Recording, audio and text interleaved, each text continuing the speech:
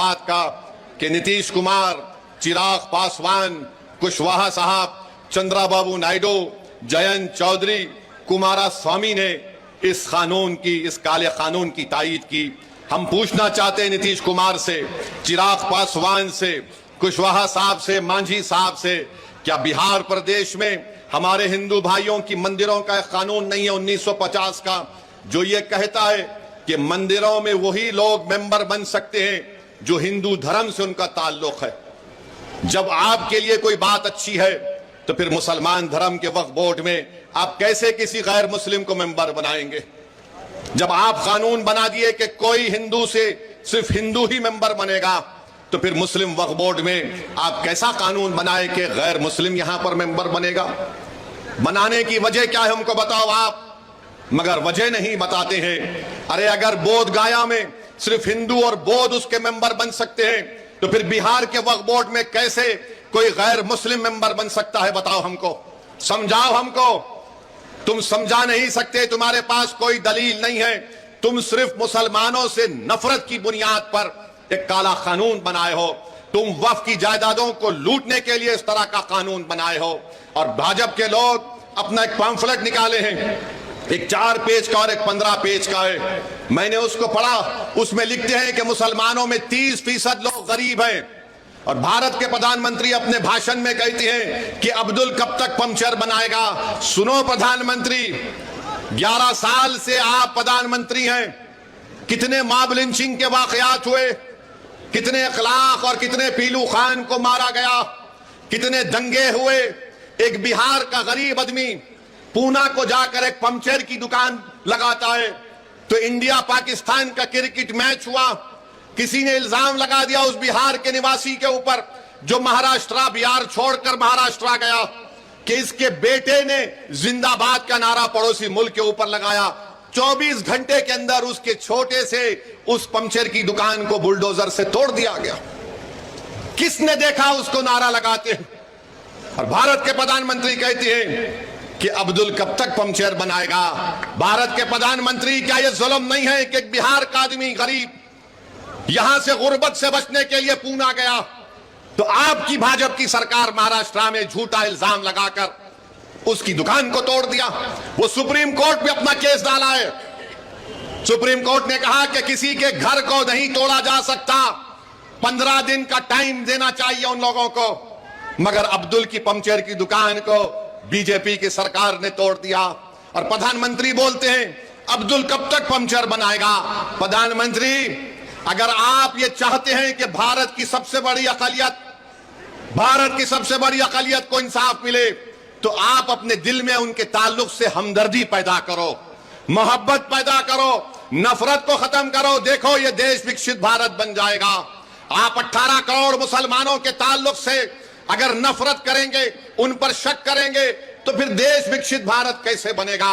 और फिर हम प्रधानमंत्री को पैगाम देना चाहते हैं कि आपने जो कानून बनाया, नरेंद्र मोदी की सरकार ने, नीतीश कुमार ने, चिराग पासवान ने, मांझी साहब ने, कुशवाहा साहब ने यह कानून बनाकर सिर्फ एक आदमी को फायदा हुआ, बहुत ज्यादा उसको फायदा हुआ। क्या फायदा हुआ? वो देश का सबसे दौलतमंद आदमी है जिसने एक मुस्लिम वक्फ की जायदाद के ऊपर जो यतीम खाना है, यतीम खाने को उसने गैर कानूनी तौर से खरीद लिया और उसके ऊपर उसने गरीब लोग बोलते, मीडिया बोलते कि 1000 करोड़ का अपना घर बनाया। तो सुनो प्रधानमंत्री, अब्दुल सुबह अपने घर से जरूर निकलता है, मगर अब्दुल जब अपने घर से निकलता है वो अल्लाह की जात पर तवक्कल करता है। अब्दुल अपना घर प्रधानमंत्री किसी यतीम खाने पर नहीं बनाया है, अब्दुल अपना 20 फीट का घर अपनी जाती जमीन पर बनाया है। ये अब्दुल में और उसमें फर्क है प्रधानमंत्री। आपको अब्दुल से मोहब्बत नहीं, आपको मुकेश से मोहब्बत है, इसीलिए आप ये कानून उसके लिए बनाए हैं। अगर अब्दुल के लिए आपको मोहब्बत होती तो ये काला कानून आप नहीं बनाते। और अब्दुल बैंक को जाकर लोन नहीं पूछता। अब्दुल के ऊपर 10,000 का भी या 20,000 का लोन अगर होगा या 5 लाख का होगा, मगर प्रधानमंत्री आपके दोस्त के पास तो जिसके जू में आप जाकर जानवरों को देखकर आए, बंदरों को देखे, देखा आपने? बंदर को प्रधानमंत्री देख रहे हैं, तोता उनके हाथ पे बैठा हुआ है। तो प्रधानमंत्री यही समझते हैं कि सब तोतों को हाथ पे बिठा लूंगा या किसी को बंदर बनाकर देखूंगा। प्रधानमंत्री ये चंपारण की सरजमीन है, एक राजपूत शेर के तौर पर बैठा हुआ है ढाका में। आप क्यों बनाए यह कानून? सेक्शन 2C किस लिए बनाया गया, बोलो हमको। हमारे हैदराबाद में कहावत है कि मामू की मिठाई की दुकान पर नाना की फातिया।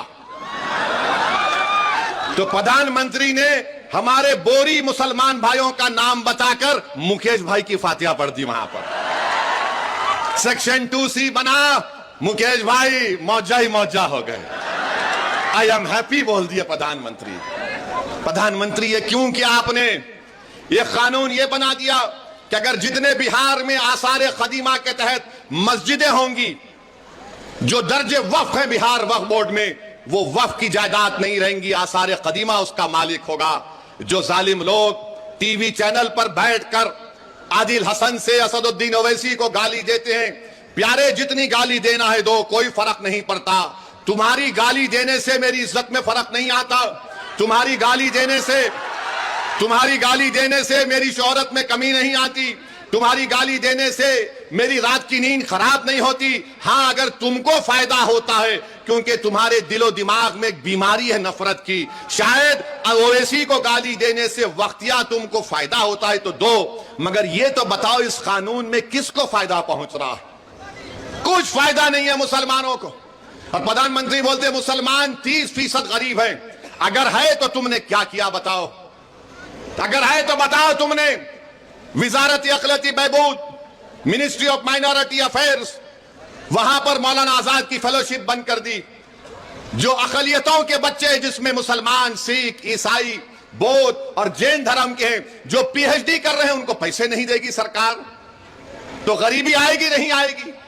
जो मुसलमानों के बच्चे, सबसे ज्यादा ड्रॉप आउट रेट पूरे देश में अगर आप देखेंगे किसी समुदाय का है तो मुसलमानों का है। जो चौथी जमात में, 5वीं जमात में अपना स्कूल छोड़ देते हैं, क्यों छोड़ते हैं? क्योंकि अब्दुल चाहता है पढ़ाना अपने बच्चों को, मगर अब्दुल के पास घर में खाना खिलाए या फिर बच्चों को पढ़ाए। तुमने प्री मैट्रिक स्कॉलरशिप को 9वीं क्लास से कर दिया, जबकि हम पुकार रहे कि अरे 4वीं, 5वीं, 6ठी जमात में करो। तो नरेंद्र मोदी ने कहा नहीं नहीं, अब्दुल नहीं पढ़ सकता 4वीं, 5वीं, 6ठी जमात, वो 9वीं जमात में आया तो स्कॉलरशिप मिलेगा। अरे अगर जो 4वीं, 5वीं, 6ठी, 7वीं पढ़ेगा तो 9वीं को पहुंचेगा ना। प्री में पोस्ट मैट्रिक स्कॉलरशिप हम पुकार कर कह रहे हैं कि बढ़ाओ, नंबर बढ़ाओ, नंबर बढ़ाओ, मगर बीजेपी बोलती है हम 1 लाख को दे रहे हैं। अरे जालिमो, तुम झूठ बोल रहे हो। तुम नंबर नहीं बढ़ाने की वजह से हर साल डिग्री में हमारे कम से कम 5 लाख बच्चे स्कॉलरशिप से महरूम हो जाते, और बढ़ाने के लिए सिर्फ 1000 करोड़ की जरूरत है, 1500 करोड़। मगर मोदी ने बोलेंगे अब्दुल पंचर बनाता है। मोदी जी, दलील देकर कह रहा हूं, झूठ नहीं बोल रहा हूं, आप मेरे दलील का जवाब नहीं दे पाओगे। अरे अब्दुल अगर गरीब है तो हुकूमतों ने हमको गरीब बना दिया। अब्दुल अगर पंचर की दुकान पर काम कर रहा है तो किसी हद तक अब्दुल के बाप की भी जिम्मेदारी है, क्योंकि अब्दुल के बाप ने समझा ये सामाजिक इंसाफ की बात कर रहे हैं, ये सेकुलरिज्म की बात कर रहे हैं। हमने सबका साथ दिया, कभी सामाजिक न्याय पर दिया, तो कभी यादव मुसलमान इत्तेहाद के नाम पर दिया, तो कभी हिंदू मुस्लिम इत्तेहाद के नाम पर दिया। जिसको हमने वोट दिया वो मोटा हो गया, वो महल में जाकर बैठ गया, और जिसने उनको वोट डाला गरीबी उसका मुकद्दर बन के रह गया। तो अब आपको सोचना है कि आप किस तरीके से फैसला लेंगे। हम आपके सामने ये बोलने आए हैं कि भाजपा भी जिम्मेदार है अगर अब्दुल जिम्मेदार गरीब है तो। और बीजेपी अपने पैम्फलेट में कहती है कि 70% वक्फ की जायदाद पर कब्जा हो गया, तो तुम कब्जा कैसे निकालोगे? मोदी ने कानून यह बनाया कि जो 12 साल से जिस जमीन का मालिक अल्लाह है, उस पर अगर वो 12 साल से कब्जे में है तो मोदी कह रहे हैं कि मालिक तो अल्लाह होगा, मगर मैं कानून बनाकर तुझे मालिक बना रहा हूं। वो 70% अगर जायदादों पर वक्फ की जमीन पर कब्जा हुआ है तो सब लैंड ग्रैबर काबिजीन उसके मालिक बना दिया आपने। बताओ फिर क्या होगा? यह कानून शियाओं को नुकसान पहुंचाता है, सुन्नियों को पहुंचाता है, बोरियों को पहुंचाता है। यह कानून देवबंदियों को नुकसान पहुंचाता है, बरेलवियों को नुकसान पहुंचाता है, अहले हदीस को नुकसान पहुंचाता है। यह कानून मुसलमानों को नुकसान पहुंचाता है। इसीलिए हम आपसे अपील कर रहे हैं कि all India Muslim personal law board ने जो एहतजाजी प्रोग्राम बनाया है, आप उसका साथ दें। आपने बत्ती गुल की थी, 15 मिनट के लाइट गुल कर दिया, आपने किया था ना आपने। अब जब विधानसभा के चुनाव आएंगे, 20 साल आपने नीतीश को वोट दिया, 15 साल आपने लालू को वोट दिया। क्या हासिल हुआ आपको बताओ? पढ़ाई के लिए बिहार से बाहर जाना पड़ता, नौकरी के लिए बिहार से बाहर जाना पड़ता। मुझे माफ कर दीजिए अगर मैं जो अब कहने वाला हूं, आपका हाल ऐसा है कि सिर्फ मनी ऑर्डर पर आपका घर चलता है। मनी ऑर्डर पर हमारा घर चलता है बिहार में। ये 20 साल और ये 15 साल राजनीति करने वालों ने हाल हमारा कर दिया है। तो जब चुनाव आएंगे तो 15 मिनट के लिए बत्ती गुल नहीं करना, पूरे 5 साल के लिए बीजेपी के, नीतीश की और राजद की बत्ती गुल करना पड़ेगा आपको। आप करेंगे ना? कहीं जज्बात में आके हाथ तो नहीं उठा रहे? अगर आप वादा कर रहे हैं बत्ती गुल करेंगे इन लोगों की, तो मैं ढाका की जनता को खुशखबरी दे रहा हूं कि हमने हमारे भाई राणा रंजीत को यहां से अपना उम्मीदवार बनाने का ऐलान कर रहे हैं। तो अब यह आपकी जिम्मेदारी है मेरे भाई कि आप राणा रंजीत को यहां से अपना नया विधायक बनाएंगे इंशाअल्लाह ताला। बहादुरगंज से तौसीफ आलम को इंशाअल्लाह बनाएंगे और अख्तरुल ईमान को कामयाब करेंगे अपनी विधानसभा से। अब याद रखिए कि एक अख्तरुल ईमान विधानसभा में जाते हैं। आप बैठो अभी। एक अख्तरुल ईमान विधानसभा को जाते हैं, अख्तरुल ईमान को 2 मिनट का टाइम स्पीकर देता है और 2 मिनट में अख्तरुल ईमान सबको परेशान कर देते हैं। तो इंशाअल्लाह ताला अगर हम मुत्तहिदा तौर पर अपने वोट का इस्तेमाल करेंगे तो अख्तरुल ईमान का बाजू नहीं बल्कि बिहार के गरीब और मजलूम अवाम का बाजू तौसीफ आलम और हमारा राणा बनेगा इंशाअल्लाह ताला। तो मेरे अजीज दोस्तों और बुजुर्गों, मुत्तहिदा तौर पर अपने वोट का इस्तेमाल करिए। अब बहुत हो गया, ये हर बार चुनाव आता तो इनको एक ही चीज नजर आती, ओवैसी बी टीम है, ओवैसी बी टीम है, ओवैसी वोट काटने के लिए आया है। अरे तुम याद रखो, जब तक अल्लाह मुझे जिंदा रखेगा मैं तुम्हारी नाक में और दिमाग में दम करके रखूंगा इंशाअल्लाह ताला। तुम जितना बोलते बोल लो, मगर लालू जी आपके 15 साल हमको क्या मिला बताओ? नीतीश 20 साल बताओ बिहार के गरीबों को क्या मिला? आप 20 साल मुख्यमंत्री रहे। अब तो एक वीडियो देखा कि जनगण मन हो रहा है तो नीतीश कुमार हाथ पकड़ के ऐसा ऐसा कर रहे हैं, नहीं मालूम क्यों कर रहे हैं।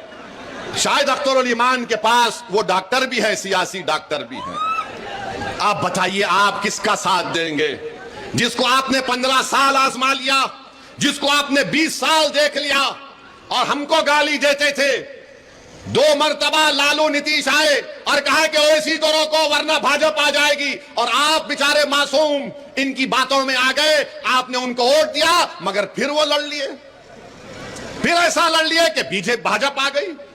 तो जिम्मेदार हम नहीं है अगर बिहार में बीजेपी है, जिम्मेदार लालू है और नीतीश कुमार है। और याद रखिए हमारी जिम्मेदारी नहीं है, हमने कभी भी फिरका परस्ती का साथ नहीं दिया।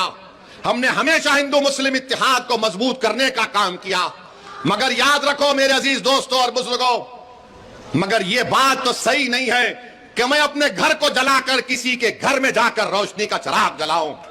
मेरा घर अगर आबाद रहेगा तो मैं अपने घर के चिराग को जलाकर बाजू के घर में जाकर चिराग जलाऊंगा। हम 50 साल से अपने घर के चिराग को गुल करके, अपने घर को जलाकर राख करके किसी और के महल को रोशन कर रहे हैं। अब महल किसी का रोशन नहीं होगा। पहले राणा के घर में हम चिराग जलाएंगे, तौसीफ आलम के घर में चिराग जलाएंगे, अख्तरुल ईमान को कामयाब करेंगे। ये हमारी कोशिश होनी चाहिए। तुमने देख लिया कि भारत की पार्लियामेंट में बहुत है, मगर अगर तुम्हारी अजमत का मसला आता है, तुम्हारी गीरत का मसला आता है, तुम्हारे तहफ्फुज़ का मसला आता है, तुम्हारे हुकूक का मसला आता है, तो कौन आवाज उठाता है? उसका पार्टी का नाम मजलिस इत्तेहादुल मुस्लिमीन है।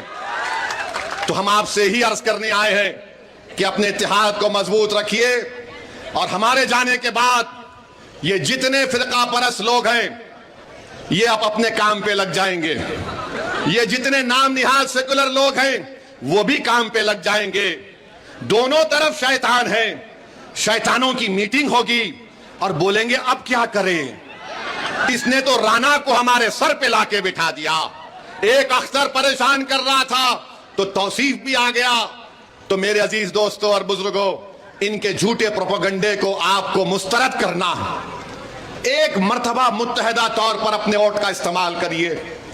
सीमांचल की गयूर जनता ने 5 विधायक को कामयाब किया तो यही लालू परिवार ने कहा कि नहीं, ये कैसे हो गया कि हम 50 साल से इनको अफीम चटा रहे, हम 50 साल से इनके दिलों में डर बिठा रहे। ये कौन सा काम हो गया कि ये डर और अफीम को छोड़कर अपने वोटों से, अपनी ताकत से अपने 5 विधायक को कामयाब कर लिए। तो एक मंसूबा बनाया गया और 4 को खींच लिया गया। वो बेजमीर थे, उन्होंने अपना जमीर बेच दिया। जो जिंदा था उसका नाम अख्तर अल ईमान है। तो मैं इन तमाम से कहना चाह रहा हूं, तुमने 4 को भगा लिया, अब 24 आएंगे इंशाअल्लाह ताला, देखना तुम। 4 गए तो 24 आएंगे।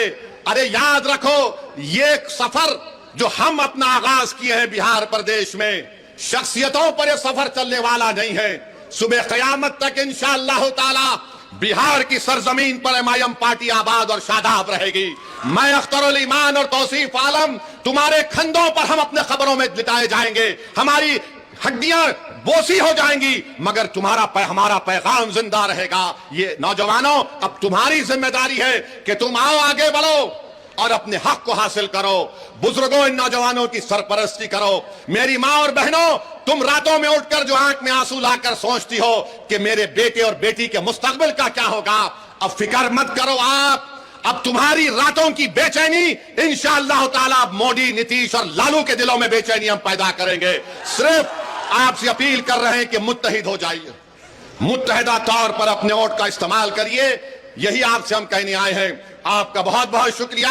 हमारे साथ नारा लगाइए, पाकिस्तान मुर्दाबाद, पाकिस्तान मुर्दाबाद, भारत जिंदाबाद, भारत जिंदाबाद, बख्त अंसारी जिंदाबाद। अस्सलाम वालेकुम।